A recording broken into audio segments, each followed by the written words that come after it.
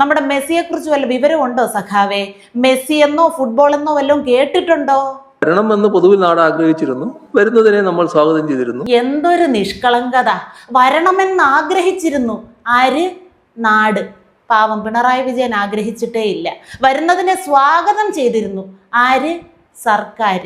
126 കോടി എന്നൊരു തുക എവിടെങ്കിലും കേട്ടിട്ടുണ്ടോ വിജയ സഖാവേ?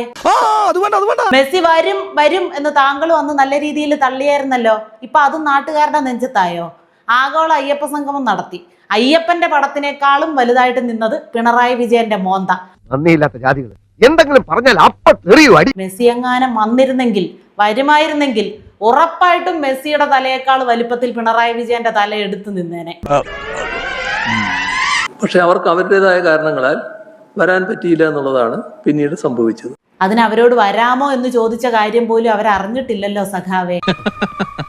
മെസ്സിക്ക് മെസ്സിയുടേതായിട്ടുള്ള കാരണങ്ങൾ ഉണ്ടായിരുന്നത് കൊണ്ട് വരാൻ പറ്റിയില്ല എന്നാണ് അന്നത്തെ മുഖ്യമന്ത്രിക്ക് ആകെ അറിയാൻ സാധിച്ചത്. കേട്ടോ, നാട്ടുകാരെല്ലാരും ഈ പറയുന്ന ഡയമണ്ട് വെച്ച നുണകളെല്ലാം വെള്ളം തൊടാതെ വിഴുങ്ങിക്കോണേ. അന്നത്തെ മന്ത്രി കാര്യങ്ങൾ വിശദീകരിച്ചിട്ടുണ്ടല്ലോ. ഞങ്ങളെ അധികം ബാധിക്കുന്ന കാര്യമല്ല. മുൻ കായിക മന്ത്രിയുടെ വിശദീകരണത്തെ കുറിച്ച് ഒരക്ഷരം മിണ്ടരുത് കേട്ടോ സഖാവേ. അങ്ങേരുടെ വിശദീകരണവും നാടകവും അഭിനയവും ഒക്കെ ഞങ്ങൾക്ക് നല്ല ഓർമ്മയുണ്ട്.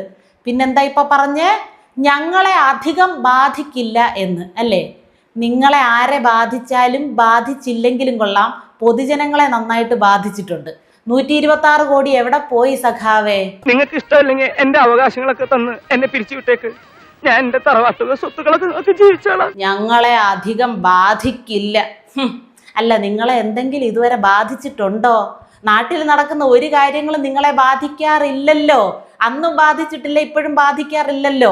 മോളെ ബാധിക്കുന്ന കാര്യം മാത്രമേ അച്ഛനെ ആകെ ബാധിക്കൂ അല്ലേ? 100ാം ക്ലാസ് ചെറ്റത്തരം കാട്ടും ശേഖരൻ, അതവന്റെ രക്തത്തിലുള്ളത്. എന്തായാലും വി.ഡി. സതീശനെ വിമർശിക്കാൻ വന്നിരുന്നിട്ട് സ്വയം ന്യായീകരിച്ചു മെഴുകേണ്ട അവസ്ഥ അങ്ങൊന്നിന് വന്നു പോയല്ലോ.